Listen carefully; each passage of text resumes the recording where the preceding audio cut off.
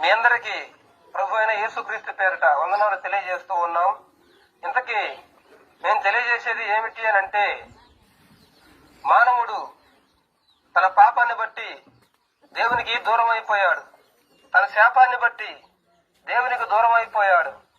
ప్రభునందు ప్రియ సహోదరి సహోదరులారా, ఇంతకీ మానవుడు ఏం పాపం చేశాడు అన్నా, మనం ఏం పాపం చేశాము అని మీరంటే, ప్రభునందు ప్రియ సహోదరి సహోదరులారా, కాబట్టి నా ప్రియ సహోదరి సహోదరులారా, ప్రభు అయిన యేసుక్రీస్తుని నమ్మి ఈయనే నిజమైన దేవుడు అని అంగీకరించినట్లయితే దేవుడు నీ పాపాన్ని, నీ దోషాన్ని తొలగించి నిన్ను పరిశుద్ధునిగా మార్చే అవకాశం ఉంది.